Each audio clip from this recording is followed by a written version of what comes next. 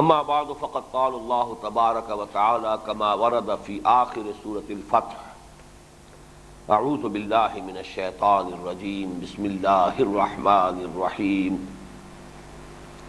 لقد صدق الله رسوله الرؤيا بالحق لتدخلن المسجد الحرام ان شاء الله آمنين محلقين رؤوسكم ومقصرين لا تخافون فعلم ما لم تعلموا فجعل من دون ذلك فتحا قريبا هو الذي أرسل رسوله بالهدى ودين الحق ليظهره على الدين كله وكفى بالله شهيدا محمد رسول الله والذين معه وشداء على الكفار رحماء بينهم تراهم ركعا سجدا يبتغون فضلا من الله ورضوانا سیماہم فی وجوہہم من اثر السجود ذالک مثلہم فی التوراة ومثلہم فی الانجیل کزرع اخرج شطأہ فآزرہ فاستغلظ فاستوى على سوقه يعجب الزراع ليغيظ بهم الكفار وعد اللہ الذین آمنوا وعملوا الصالحات منہم مغفرة واجرا عظیما صدق اللہ العظیم رب اشرح لی صدری ویسر لی امری واحلل عقدۃ من لسانی یفقہوا قولی اللہم ربنا الہمنا رشدنا واعذنا من شرور انفسنا اللہم ارنا الحق حقا وارزقنا اتباعہ وارنا الباطل باطلا وارزقنا اجتنابہ آمین یا رب العالمین۔ پچھلی نشست میں سورہ فتح کے پہلے رکوع کی آخری آیت کا بیان بھی رہ گیا تھا۔ مزید برآں آغاز میں آیت نمبر 18 اور اس کے بعد آیت نمبر 21 کی بھی ہم نے تلاوت کی تھی، اس لیے اگرچہ اس وقت ہمیں اصل گفتگو کرنی ہے سورہ فتح کے آخری رکوع کے بارے میں، لیکن پچھلی نشست کا یہ قرض پہلے ہم ادا کر لیں۔ ان الذین یبایعونک انما یبایعون اللہ، اس آیت میں بیعت کی جو اصل حقیقت ہے ہم دیکھ چکے ہیں۔ بیعت رضوان 1400 یا 1500 اور بعض روایات کی روح سے 1800 اہل ایمان نے حضور سے بیعت کی۔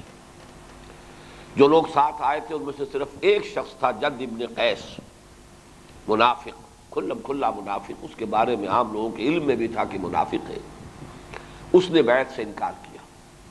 باقی جتنے لوگ آئے تھے انہوں نے وہ بیعت، موت کی بیعت یا بیع علی اللہ نفرہ، اب یہاں سے ہم پیٹھ نہیں دکھائیں گے، چاہے یہیں ہم سب کے سب ہلاک ہو جائیں، یہ بیعت حضور سے کی۔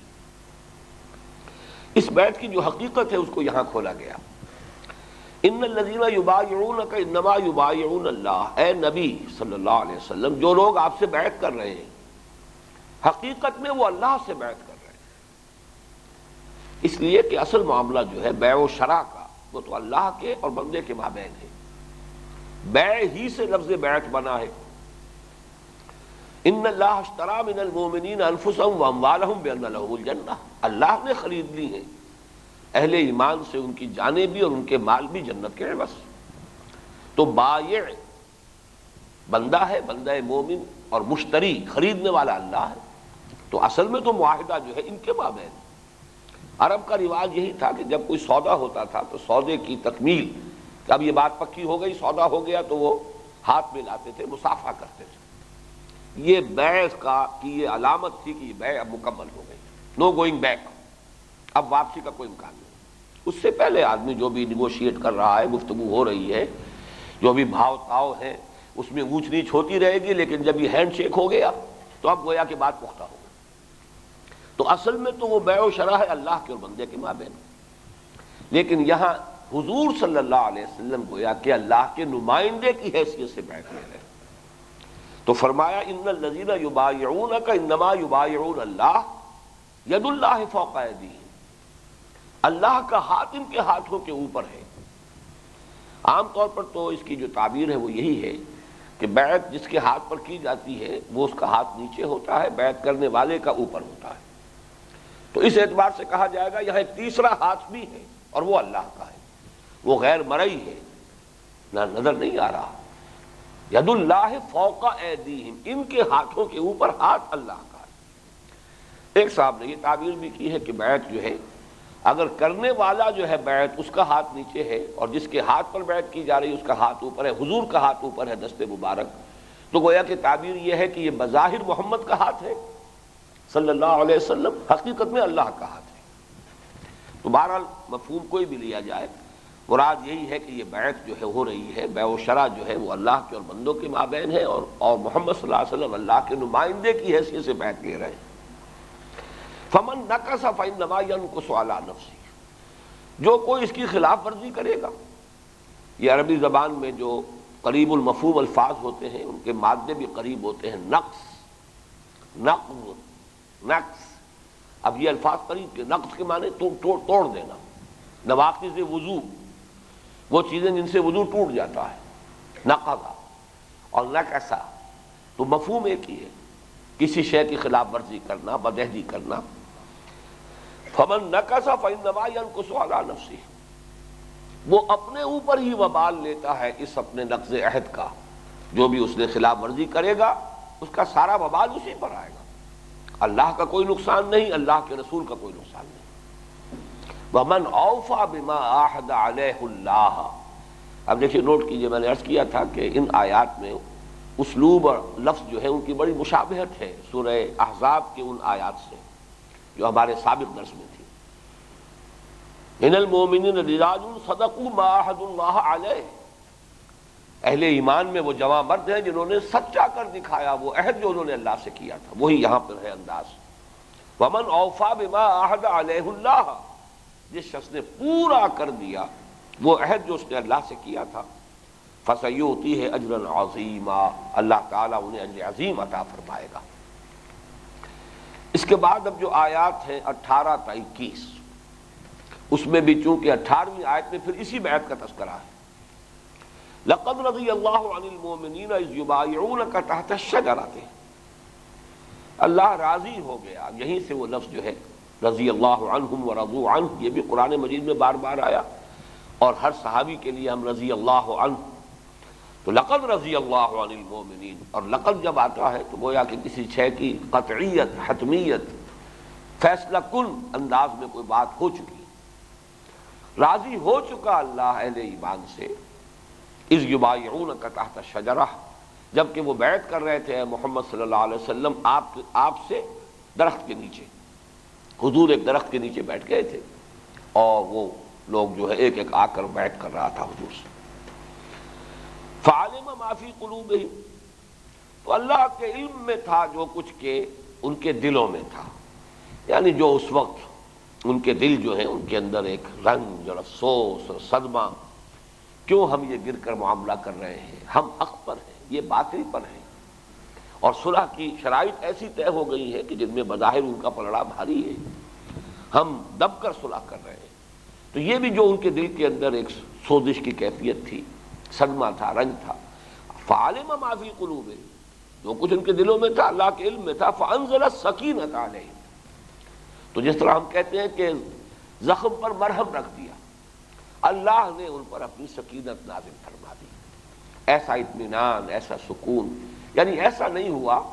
حضرت علی اور حضرت عمر رضی اللہ تعالی عنہما سے بھی جو کچھ ہوا ہے وہ کسی صریح الفاظ میں ہم اسے نہ حکم عدولی کہہ سکتے ہیں نہ گستاخی کہہ سکتے ہیں، وہ تو ایک احساس کی شدت ہے کہ حضرت عمر جو ہے ساری عمر افسوس کرتے رہے، ورنہ لفظاً کوئی ادب کے جو مخالف ہو یا نفی کرنے والی بات ہو وہ آپ کی زبان سے نہیں نکلی، صرف یہ پوچھا ہے کہ کیا ہم حق پر نہیں ہیں، کیا آپ اللہ کے رسول نہیں ہیں؟ حضور نے مسکرا کر جواب دیا، ہم حق پر ہیں، میں اللہ کا رسول ہوں، تو پھر ہم یہ دب کر صلح کیوں کر رہے ہیں؟ آپ نے مسکراتے ہوئے جواب دیا کہ میں وہی کچھ کر رہا ہوں جو اللہ نے مجھے حکم دیا، بس خاموش، اس کے بعد بات ختم ہو گئی۔ لیکن اس پر بھی ایک طبیعت کے اندر ملال ساری عمر رہا ہے کہ اس درجے میں بھی کوسچننگ بھی کیوں کی ہے حضور سے صلی اللہ علیہ وسلم، سوال کرنا بھی گویا کہ ایک طرح سے حضور صلی اللہ علیہ وسلم کی شان میں ان کے احساسات کے اعتبار سے گستاخی تھی۔ اس طرح حضرت علی نے بھی جو کہا ہے تو یہ نہیں تھا کہ حکم عدولی یا معصیت معاذ اللہ کوئی ان کے پیش نظر تھی، تو اس حوالے سے فانزل السکینۃ علیہم، یہ چونکہ بالکل شروع میں بھی پہلے رکوع میں بھی آ چکا ہے اللہ نے ان کے دلوں میں سکینت نازل فرما دی. وَأَصَابَهُمْ فَتْحًا قَرِيبًا، اور انہیں ایک فتح دی جو بالکل قریب، نقد فتح عطا فرمائی.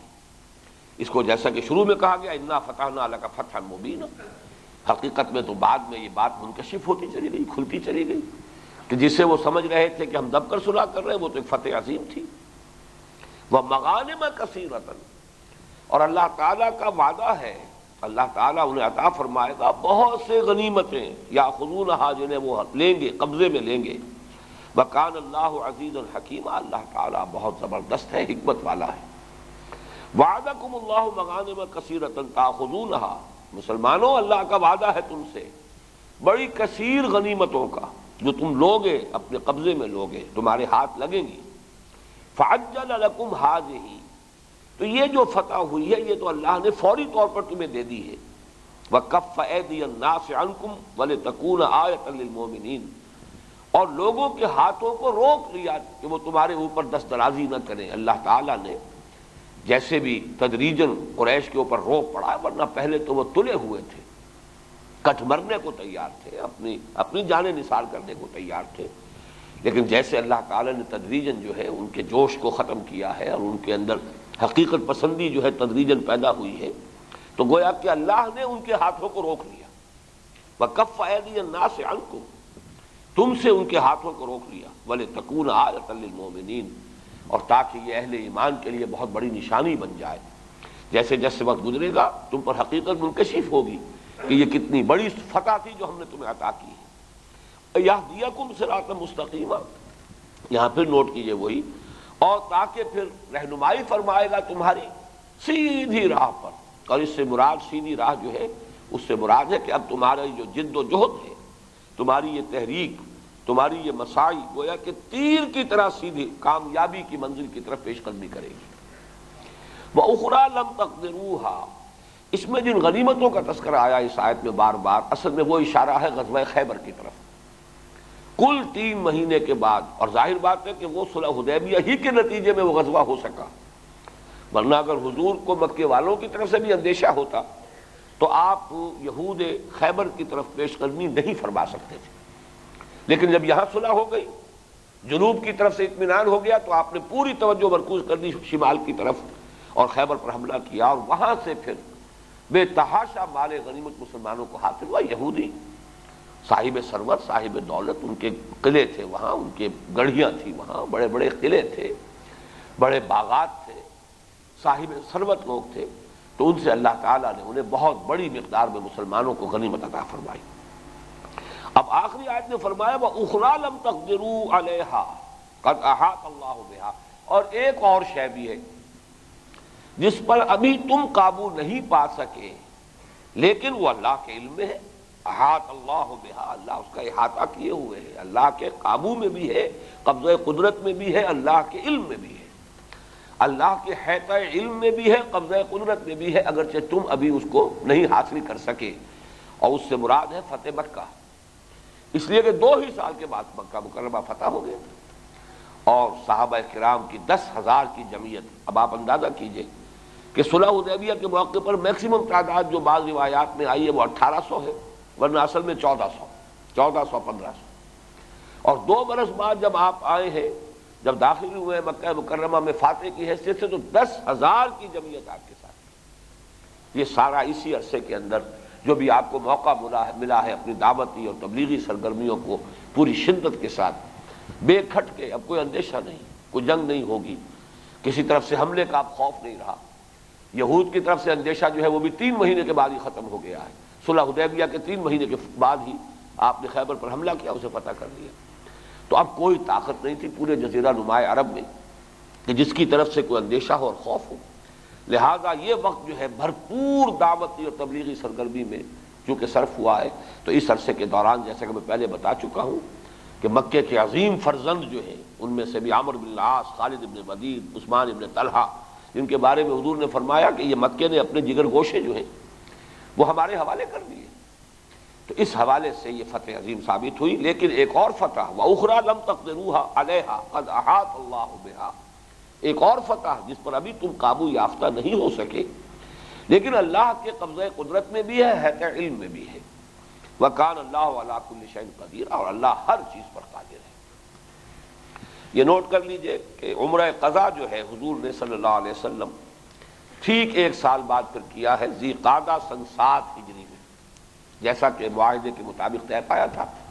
پھر آپ تشریف لے گئے ہیں، اور مکے والوں نے بھی اپنے اس عہد کی پوری پاسداری کی، اپنے گھروں سے کچھ چھوڑ کر، مکے کو چھوڑ کر آس پاس کے پہاڑوں پر جا کر انہوں نے ڈیرے لگا لیے۔ 3 دن حضور اور صحابہ مکہ مکرمہ میں رہے ہیں، طواف کرتے رہے ہیں، عمرہ کیا ہے۔ اس کے بعد جب 3 دن ہو گئے تو پھر ان کا پیغام آیا کہ بس اب ہماری جو شرط تھی پوری ہو گئی، اب آپ لوگ جو ہے خالی کر دیجئے مکہ مکرمہ کو۔ حضور بھی اپنے عہد کے مطابق پھر وہاں سے روانہ ہو گئے۔ اب یہ جو آخری رکوع ہے سورہ مبارکہ کا، اگرچہ آیات تو صرف 3 ہیں، لیکن ان میں سے آخری آیت جو ہے وہ طویل آیات میں سے قرآن مجید کی، یہ اصل میں واپسی پر، جیسا کہ میں نے عرض کیا تھا، حضور جب واپس جا رہے تھے تب یہ پوری سورہ مبارکہ ایک خطبے کی حیثیت سے نازل ہوئی۔ اس میں اب فرمایا گیا لقد صدق اللہ رسولہ الرؤیا بالحق۔ بعض حضرات کے ذہنوں میں یہ ایک شبہ ہو سکتا ہے کہ وارد ہوا ہو کہ حضور نے فرمایا تھا کہ ہم عمرہ کریں گے، میں نے خواب دیکھا ہے، اور نبی کا خواب وہی ہوتا ہے، عمرہ ہم نہیں کر پائے۔ چنانچہ بعض حضرات نے آ کر حضور سے اس طرح کا سوال بھی کیا ہے ادب کے ساتھ کہ آپ نے فرمایا تھا کہ ہم عمرہ کریں گے۔ آپ نے فرمایا ہاں، لیکن میں نے یہ کب کہا تھا کہ اسی سال کریں گے؟ عمرہ کریں گے میں نے یہ کہا تھا، اور انشاءاللہ عمرہ ہم کریں گے۔ تو اللہ تعالیٰ کی طرف سے بھی آپ کے اس قول کی توثیق میں یہ آیات نازل ہو گئی کہ اے مسلمانوں، اس گمان کو اور وسوسے کو اپنے ذہن کے قریب بھی مت آنے دو کہ حضور نے جو خواب دیکھا وہ جھوٹا تھا، یا معاذ اللہ ثم معاذ اللہ ثم معاذ اللہ حضور نے تم سے کوئی جھوٹ بات کہی تھی، اس کا کوئی امکان نہیں۔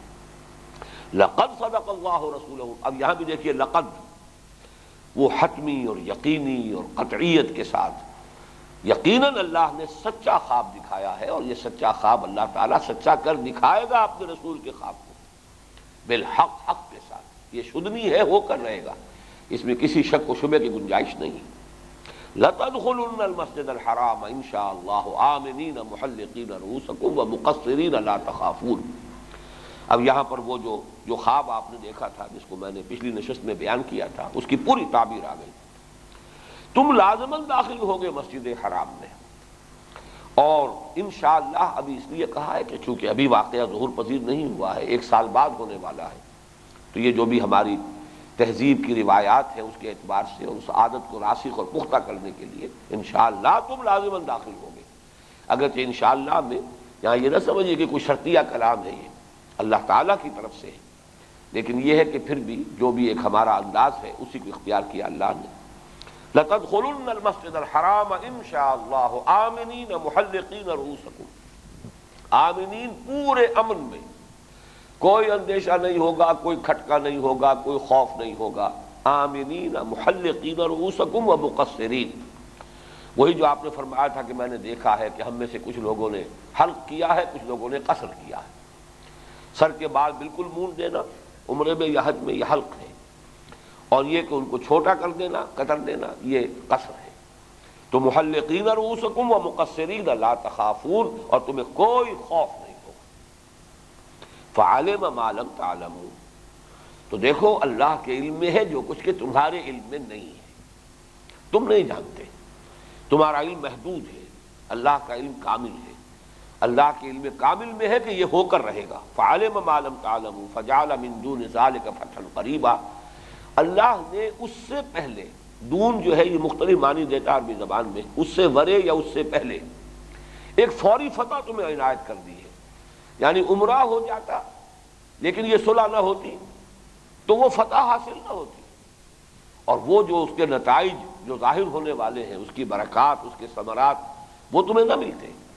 اللہ اس وعدے کو بھی پورا کر کے رہے گا، عمرہ بھی کرو گے پورے امن کے ساتھ، بے خوفی کے ساتھ، اور اپنے سر منڈواتے ہوئے بھی اور قصر کرتے ہوئے بھی تم مکے میں داخل ہوگے، مسجد حرام میں داخل ہوگے، وہ بھی ہوگا، لیکن اللہ تعالیٰ نے اس سے پہلے ہی تمہیں ایک بہت بڑی فتح عطا کر دی ہے۔ من دون ذالک، اس سے قبل، اس سے پہلے، اس سے ورے اللہ نے تمہیں فتح قریب، فوری فتح جو ہے عنایت فرمائی، جو اس سورہ مبارکہ کی پہلی آیت میں بھی آ چکا انا فتحنا لک فتحا مبینا هو الذی ارسل رسولہ بالہدی ودین الحق لیظہرہ علی الدین کلہ وکفی باللہ شہیدا۔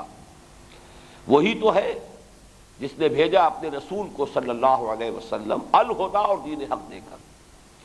اس آیت مبارکہ پر مفصل گفتگو ہم سورہ صف میں کر چکے ہیں، جو مرکزی آیت ہے سورہ صف کی۔ بہرحال 3 جگہ پر یہ الفاظ جو ہے آئے ہیں، هو الذی ارسل رسولہ بالہدی ودین الحق لیظہرہ علی الدین کلہ، بغیر کسی شوشے کے فرق کے۔ سورہ توبہ میں صرف یہ کہ آخری الفاظ وہاں اور سورہ صف میں ہے وَلَوْ كَرِهَ الْمُشْرِكُونَ، یہاں ہے وَكَفَى بِاللَّهِ شَهِيدًا۔ تو نوٹ کر لیجئے، هو الذی یعنی وہی ہے، کون؟ اللہ۔ ارسل رسولہ، جس نے بھیجا اپنے رسول کو، یعنی محمد الرسول اللہ صلی اللہ علیہ وسلم کو، بالہدی یعنی قرآن حکیم، الہدی دی گائیڈنس، مکمل ہدایت، ودین الحق دے، اور صرف الہدی دے کر نہیں بھیجا، دین دے کر بھیجا ہے، نظام دے کر بھیجا ہے، پوری زندگی کا ایک نقشہ ہے، اللہ کے حکم کے تابع، یکون الدین کلہ للہ، پوری کی پوری زندگی اللہ کے حکم کے تابع ہو جائے تو اس سے جو ایک نقشہ وجود میں آئے گا، اس کا ایک سیاسی ڈھانچہ ہوگا، اس کا ایک معاشرتی ڈھانچہ ہوگا، اس کا ایک معاشی نظام ہوگا، یہ سب کے سب مل کر جو ہے وہ دین اللہ بنیں گے، ایک پورا نظام۔ تو اللہ نے الہدی دیا، الہدی انسان کی ذہنی رہنمائی کے لیے ہے، اور دین حق انسانوں کے تمدنی نظام کے لیے۔ لیظہرہ، ہو کی ضمیر جائے گی دین حق پر، تاکہ غالب کر دے اسے، یعنی محمد الرسول اللہ کا تو مقصد بعثت ہی یہ ہے، ان کا تو مشن ہی یہ ہے، یا یوں کہہ لیجیے اللہ نے انہیں بھیجا ہی اس غرض سے ہے، لیظہرہ علی الدین کلہ، تاکہ غالب کر دے اسے کل کے کل دین پر، پورے کے پورے دین پر۔ اس کے 2 ترجمے ہوئے ہیں، ادیان کا لفظ بھی لایا گیا ہے، تمام دینوں پر غالب کر دے، لفظی طور پر ٹھیک ہے، لیکن اصل میں یہاں پر الدین کلہ ہی، اصل میں اس سے مراد جو ہے پورا نظام زندگی، اس کا کوئی حصہ مستثنی نہ رہ جائے، بلکہ نظام ایک وحدت، ایک آرگینک ہول کی حیثیت سے، ایک حیاتیاتی وحدت کی حیثیت سے کل کا کل اللہ کے دین کے نیچے آ جائے، اللہ کی اطاعت کے تابع ہو جائے۔ تو فرمایا علی الدین کلہ وکفی باللہ شہیدا۔ یہاں مجھے کافی تعجب ہے کہ اکثر و بیشتر مترجمین نے یہاں لفظ شہید کا ترجمہ گواہ کیا ہے۔ اللہ کافی ہے بطور گواہ، البتہ حضرت شیخ الہند کے ترجمے میں اللہ کافی ہے ثابت کرنے کے لیے، کیونکہ گواہی سے کوئی شے ثابت ہو جاتی ہے، کوئی مقدمہ جو ہے کوئی خاص فیصلے تک پہنچ جاتا ہے، تو وہ لفظ استعمال کیا ہے۔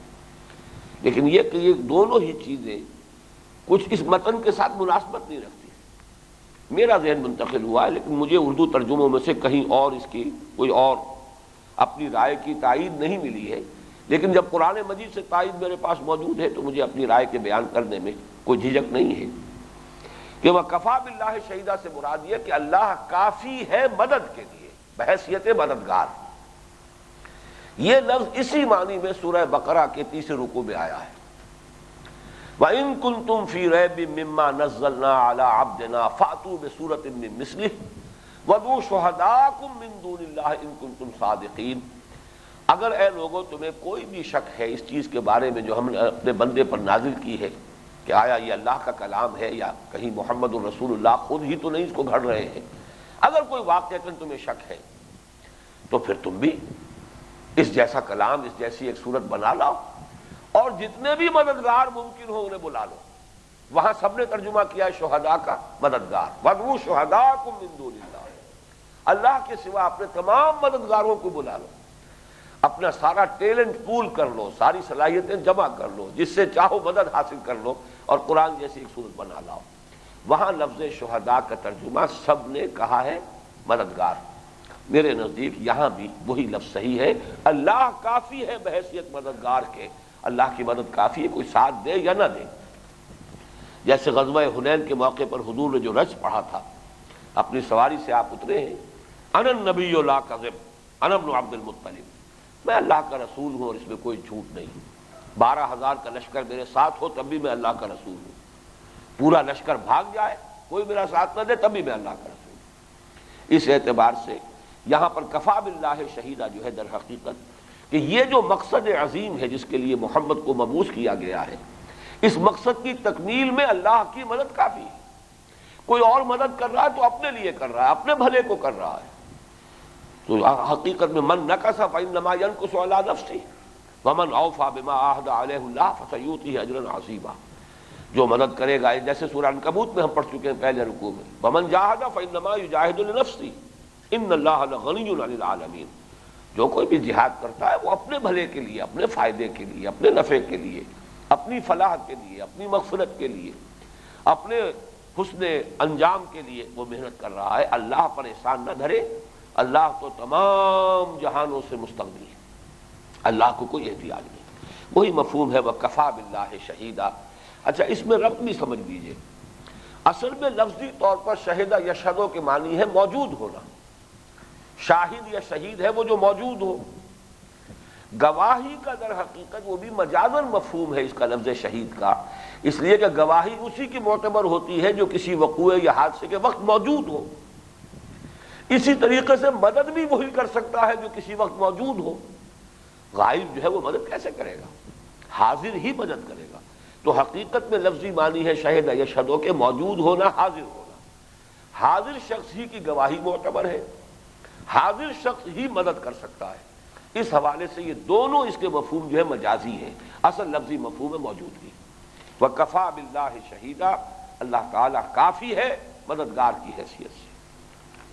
محمد الرسول اللہ والذین معہ اشداء علی الکفار رحماء بینہم۔ اس آیت مبارکہ میں ترکیب نحوی کے ضمن میں دو آراء ہیں۔ ایک تو یہ کہ محمد الرسول اللہ، یہ جملہ مکمل ہو گیا، محمد مبتدا، رسول اللہ خبر۔ محمد اللہ کے رسول ہیں، بات پوری ہو گئی۔ اس کے بعد نیا جملہ شروع ہو رہا ہے والذین معہ اشداء علی الکفار رحماء بینہم، اور جو ان کے ساتھ ہیں ان کے یہ اوصاف ہیں کہ وہ کفار پر بہت بھاری ہیں، بہت سخت ہیں، آپس میں بڑے رحیم ہیں، شفیق ہیں، ایک دوسرے پر بہت مہربان ہیں۔ یہاں سے در حقیقت دوسرا جملہ شروع ہو رہا ہے۔ اور ایک ترکیب اضافی، ترکیب نحوی یہ ہے کہ محمد الرسول اللہ والذین معہ، یہ دونوں مل کر در حقیقت مبتدا بنتے ہیں۔ اللہ کے رسول محمد اور جو لوگ ان کے ساتھ ہیں ان کے یہ اوصاف ہیں، اشداء علی الکفار رحماء بینہم۔ میں اس دوسری ترکیب کو ترجیح دیتا ہوں، اس لیے کہ اصل میں یہ اس حزب اللہ کی تعبیر ہے، محمد الرسول اللہ والذین معہ۔ یہ بالکل ایسے جیسے سورہ صف میں فرمایا گیا من انصاری الی اللہ، کون ہے میرا مددگار اللہ کی راہ میں۔ تو ایک داعی ہے وہ پکارتا ہے کہ کون میرا ساتھ دیتا ہے، اس داعی کی اس صدا پر لبیک کہنے والے، اس پکار کو قبول کرنے والے، اس کے اعوان و انصار بن جانے والے، یہ مل کر ایک جماعت بن جاتے ہیں۔ اسی طرح محمد الرسول اللہ والذین معہ ایک جماعت ہے، یہ حزب اللہ ہے، جیسے کہ سورہ مائدہ میں بھی اور سورہ مجادلہ میں بھی لفظ آیا حزب اللہ، اللہ کی پارٹی۔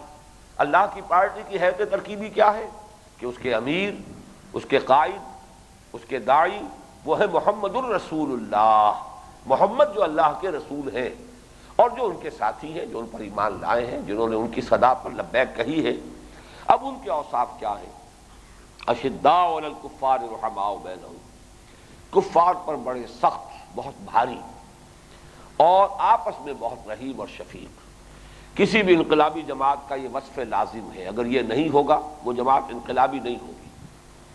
اگر محبتیں رشتہ داریوں کی بنیاد پر، خونی رشتوں کی بنیاد پر برقرار رہیں، اور نظریے کی جو تلوار ہے وہ ان رشتوں کو نہ کاٹے، کہ جو شخص اس نظریے کا حامل ہے، قائل ہے، جس نے اس مقصد عظیم کو اختیار کر لیا، وہ ہمارا دوست ہے، ہمارا ساتھی ہے، ہمارا رشتہ دار بھی ہے تو وہ ہے، ہمارا عزیز بھی ہے تو وہ ہے، چاہے اس کے ساتھ خاندانی دشمنی چلی آ رہی تھی، لیکن یہ کہ اب وہ ایمان لے آیا ہے، اب وہ آپ کا بھائی ہے، اور بھائیوں سے زیادہ عزیز۔ اور چاہے کوئی آپ کا باپ ہے، بھائی ہے، بیٹا ہے، اگر اس نے اس نظریے کو رد کر دیا ہے، اگر اس کی مخالفت میں کمر کس لی ہے، اب اس سے کوئی رشتہ نہیں۔ تو نظریے کی تلوار جب تک رشتوں کو نہیں کاٹتی، اور انسان کی محبت، حب اور بغض جو ہے اس کا معیار یہی نہیں بن جاتا، اس وقت تک کوئی انقلابی جماعت جو ہے وہ آگے پیش رفت اس کی ہو ہی نہیں سکتی۔ قرآن مجید میں سورہ مائدہ میں بھی آیا ہے، وہاں الفاظ آئے اعزۃ علی الکافرین اذلۃ علی المؤمنین، یہاں پر الفاظ ہیں اشداء علی الکفار رحماء بینہم، کفار کے حق میں بہت سخت اور آپس میں بہت رحیم۔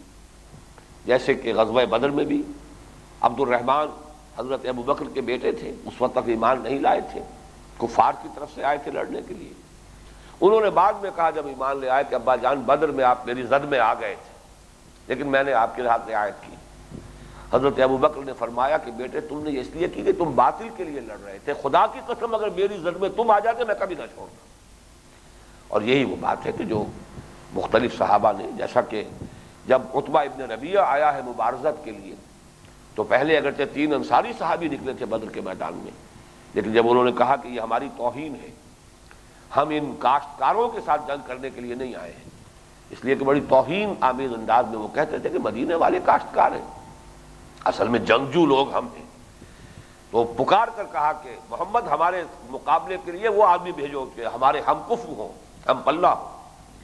پھر حضرت حذیفہ نکلنے لگے اپنے باپ کے مقابلے کے لیے، سگے بیٹے ہیں حضرت حذیفہ، وہ ادھر حضور کے ساتھ ہیں، لیکن حضور کی رحمت و شفقت نے گوارا نہیں کیا، اشارہ کیا نہیں تم نہیں۔ پھر حضرت حمزہ، حضرت علی اور حضرت عبیدہ ابن حارث رضی اللہ تعالیٰ عنہ یہ نکلے ہیں ان 3 کے مقابلے میں۔ تو یہاں تو معاملہ یہ ہے کہ اشداء علی الکفار رحماء بینہم تراہم رکعا سجدا یبتغون فضلا من اللہ ورضوانا، یہ اب ان کی کیفیت ہے، تم دیکھتے ہو انہیں رکوع کرتے ہوئے، سجدہ کرتے ہوئے۔ میں نے وہ واقعہ آپ کو بتایا ہے کہ کچھ فاصلے سے کھڑے ہو کر خالد ابن ولید نے دیکھا کہ مسلمانوں کا وہ پوری جمعیت جو ہے 1400 کے 1400، ظاہر بات ہے کوئی بھی پیچھے رہنے والا ممکن ہی نہیں کہ حضور کی امامت سے اور امامت میں نماز ادا کرنے سے کوئی محروم رہ سکے۔ تو 1400 کے نفری نے جب کھڑے ہو کر وہاں، ان کے لیے تو یہ ایک نقشہ بہت ہی مرعوب کن ہوگا، اگرچہ اس وقت ان کے سامنے یہ نقشہ اس اعتبار سے آیا کہ یہ بڑا عمدہ موقع تھا کہ ہم انہیں ختم کر دیتے، فوراً پل پڑتے، لیکن عین اسی موقع پر وہ آیات نازل کر دی گئیں جو سورہ نساء میں ہے، اور اس میں جو صلاۃ الخوف کا حکم دے دیا گیا۔ تو عصر کے وقت وہ دیکھتے رہ گئے، اپنے کفے افسوس ملتے رہ گئے، وہ موقع ہاتھ سے نکل چکا تھا۔ بہرحال یہاں فرمایا تم دیکھتے ہو انہیں رکوع کرتے ہوئے، سجدہ کرتے ہو۔ یہ بندہ مومن کی زندگی کے معمولات میں بھی جب تک اہم ترین چیز نماز نہیں بن جاتی، اور اگر اقامت دین کی جد و جہد کے لیے کوئی جماعت قائم ہو تو اس کے ہاں بھی اگر یہ نماز کا نظام جو ہے یہ اس کے گویا کہ ایکسس نہ بن جائے، محور نہ بن جائے جس کے گرد کے ان کی تمام جو ہے سرگرمیاں گھوم رہی ہوں، تو پھر وہ ایک حزب اللہ کے نام کے لیے کوالیفائی نہیں کر سکتی جماعت۔ تراہم رکعا سجدا یبتغون فضلا من اللہ ورضوانا، وہ تو ہر آن اللہ کے فضل اور اس کی رضا کی تلاش میں جویا ہے اس کے، انہیں دنیاوی کامیابی بھی اگرچہ طبعاً تو مرغوب ہوتی ہے، لیکن اصل میں جو شے انہیں مطلوب ہے وہ اللہ کا فضل اور اس کی رضوان، اس کا رضا۔ سیماہم فی وجوہہم من اثر السجود، ان کی نشانی ہے ان کے چہروں میں سجدوں کے آثار کی وجہ سے، سجدوں کے نشان۔ اس میں وہ بھی ہے کہ جو کثرت سجود کی وجہ سے ماتھے پر نشان پڑ جاتا ہے۔ ایک تعبیر یہ بھی کی گئی ہے، بہت سے حضرات نے تعبیر کی ہے کہ جو شخص نماز پڑھنے والا ہوتا ہے اس کے چہرے میں ایک طرح کی نورانیت پیدا ہو جاتی ہے، وہ کہ بہرحال وہ دیکھنے والے نگاہوں ہی کو محسوس ہوگی، لیکن یہ کہ اس کے آثار ہوتے ہیں، لیکن یہ کہ بہرحال وہ جو ایک نشان پڑ جاتا ہے کثرت سجود کی وجہ سے، وہ بھی یہاں پر مراد ہے۔ ذالک مثلہم فی التوراۃ، یہ ان کی مثال ہے تورات میں، یہ نقشہ جو دیکھ رہے ہو تم، اب مثلا خاص طور پر جو 200 سوار خالد ابن ولید کے ساتھ جنہوں نے وہ نقشہ دیکھا ہے، تو گویا کہ یہ تو ان کی مثال بیان ہوئی ہے، تمثیل بیان ہوئی ہے تورات میں۔ وَمَثَلُهُمْ فِي الْإِنْجِيلِ، اور ان کی ایک مثال، ان کی ایک تمثیل بیان ہو چکی ہے انجیل میں، كَزَرْعٍ أَخْرَجَ شَطْأَهُ، جیسے کوئی کھیتی ہو، اس نے نکالی اپنی سوئی، فَآزَرَهُ، پھر اسے سہارا دیا، فَاسْتَغْلَظَ، پھر ذرا گدری ہوئی، فَاسْتَوَىٰ عَلَىٰ سُوقِهِ، پھر اپنے نال پر کھڑی ہو گئی۔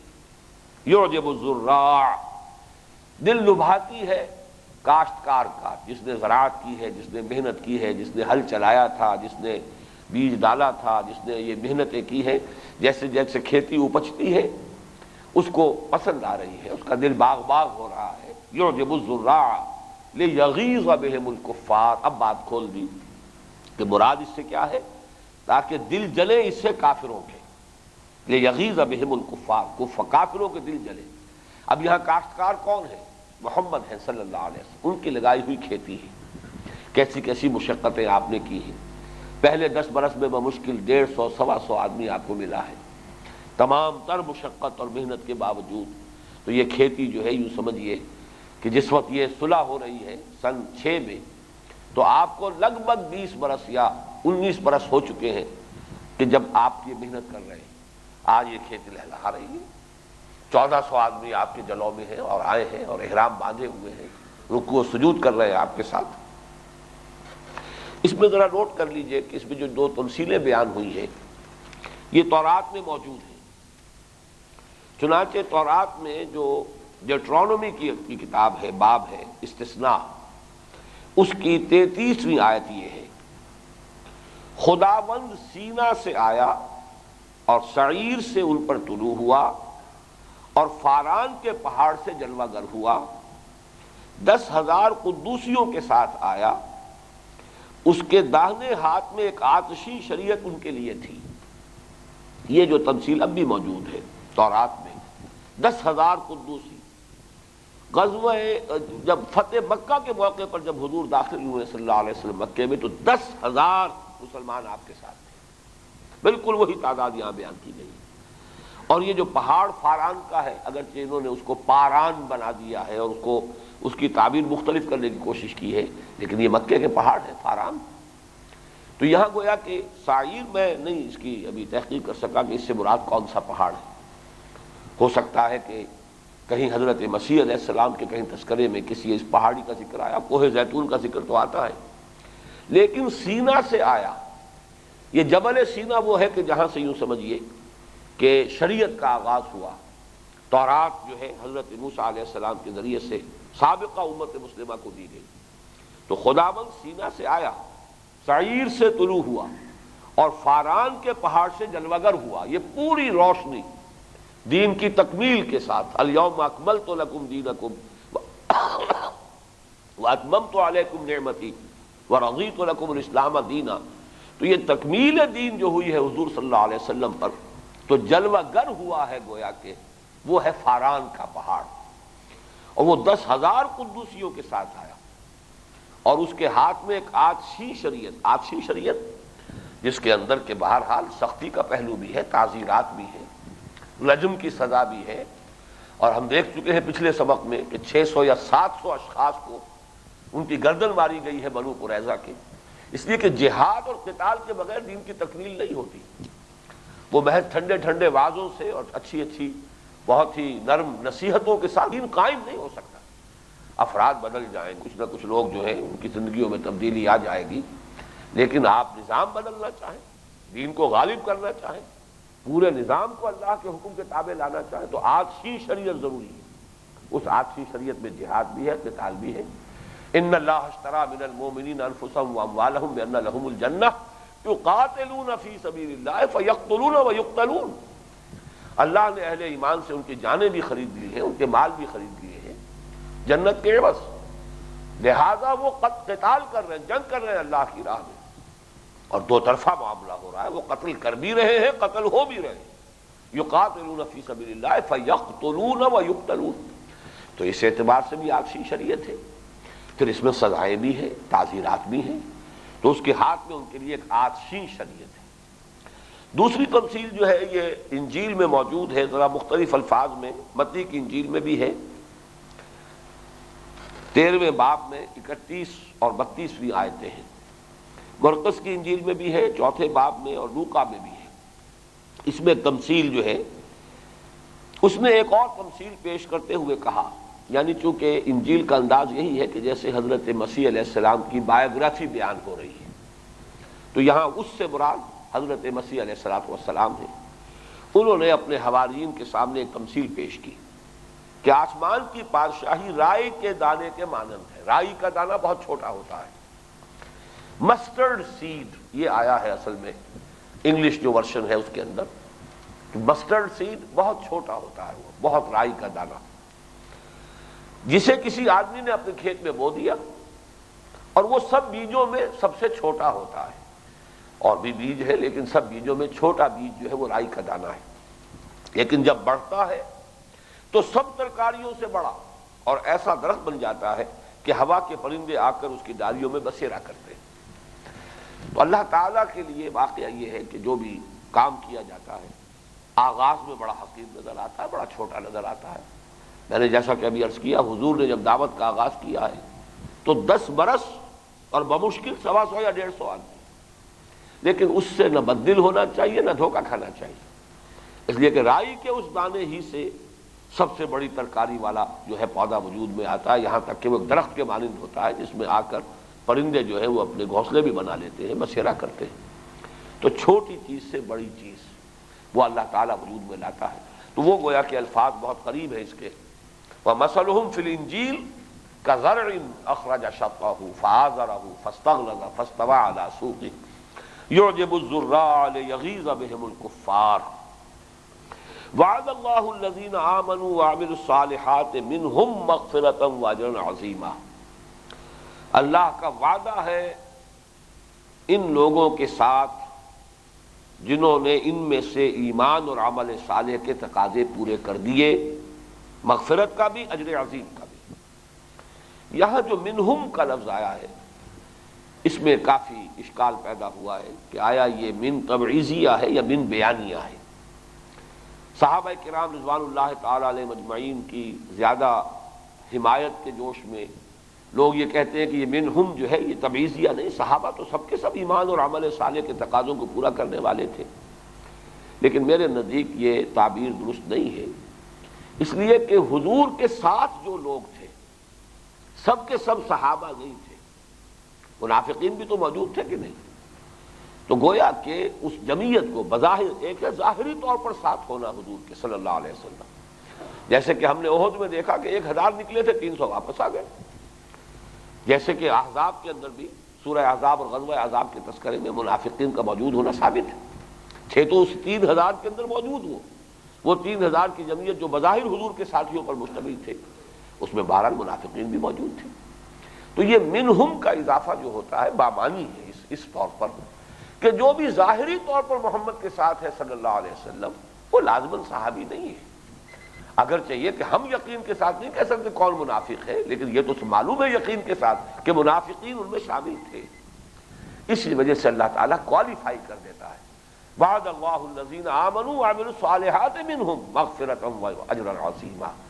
ان میں سے جو لوگ واقعتاً ایمان اور عمل صالح کا حق ادا کر دیں گے اللہ کا وعدہ ہے ان سے مغفرت کا بھی اجر عظیم کا بھی. اور اس کی تکمیل ہوگی اس آیت کے ساتھ جو سورہ نور میں نازل ہوئی ہے. 2 وعدے کیے جا رہے ہیں، ایک وعدہ یہاں ہے آخرت کا وعدہ ہے اجر عظیمہ اور مغفرہ، یہ آخرت کا وعدہ ہے. انہی سے جو وعدہ کیا گیا ہے دنیا کا اخری تحبونہا نصر من اللہ وفتح قریب کے اعتبار سے میں نے گزشتہ بھی انہی درسوں میں اس کا تذکرہ کیا ہے. سورہ نور کی آیت نمبر 55 وعد اللہ الذین آمنوا منکم وعملوا الصالحات لیستخلفنہم فی الارض کما استخلف الذین من قبلہم وَلَيُمَكِّنَنَّ لَهُمْ دِينَهُمُ الَّذِي ارْتَضَىٰ لَهُمْ وَلَيُبَدِّلَنَّهُم مِّن بَعْدِ خَوْفِهِمْ أَمْنًا. یہ ہے گویا کہ دنیا میں اللہ نے وعدے کیے. اللہ تعالیٰ تمہیں زمین کی خلافت عطا فرمائے گا، لیکن وہاں بھی منکم وعد اللہ الذین آمنوا منکم وعملوا الصالحات. تو در حقیقت حضور کے ساتھ بظاہر جو لوگ شامل تھے بہرحال ان کی اکثریت یقیناً صادق الایمان صحابہ کرام پر مشتمل تھی، لیکن ظاہر کے اعتبار سے ان میں منافقین بھی تھے. اسی لیے اللہ تعالیٰ ان دونوں مقامات پر کوالیفائی کر رہا ہے. اور یہاں جو ہے وعدہ آخرت کا بیان ہوا، جیسے کہ سورہ صف میں پہلے اخروی وعدہ آیا یغفر لکم ذنوبکم ویدخلکم جنات تجری من تحتہا الانہار ومساکن طیبۃ فی جنات عدن ذلک الفوز العظیم واخری تحبونہا نصر من اللہ وفتح قریب. تو جو سورہ صف کی ان 2 آیتوں میں ربط ہے وہی رب در حقیقت ان 2 آیتوں میں سمجھ لیجئے. وعد اللہ الذین آمنوا وعملوا الصالحات منہم مغفرۃ واجرا عظیما. اور سورہ نور کی آیت وعد اللہ الذین آمنوا منکم وعملوا الصالحات لیستخلفنہم فی الارض کما استخلف الذین من قبلہم الی آخر الآیہ۔ بارک اللہ لی ولکم فی القرآن العظیم ونفعنی وإیاکم بالآیات والذکر الحکیم۔